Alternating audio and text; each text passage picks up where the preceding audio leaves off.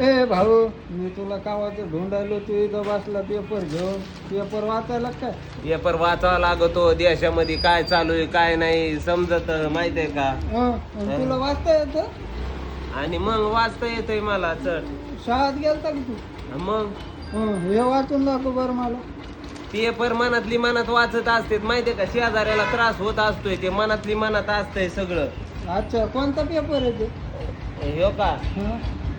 हे काहीतरी आई तुला एक सांगू का, मला वाचता नाही येत. मग पण घेऊन लगे असं बसलं जसं का लयच वाचता येतं. अरे त्याच्यावरचे चित्र बघायचे. येणारा जाणाऱ्याला काय वाटतं माहितीये का, याला लय वाचता येतंय, लय प्रोफेशनल आहे, लय शिकलेला आहे माहितीये का.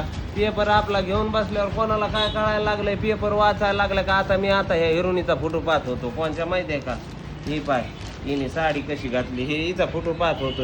अरे ती गोळी हाणायली लागन बिगन तुला नाही. एखादी. ही हिरोनी माझी आवडती त्याच्यामुळे मी बघायला लागलो. मी तेच म्हणलं, तू शाळेत माझ्या संग होता, हप्त्यात एकच दिवस येत होता, ते पण अर्ध दिन जात होता. शिकवायला आपल्याला मॅडम होती. हो. येऊ का?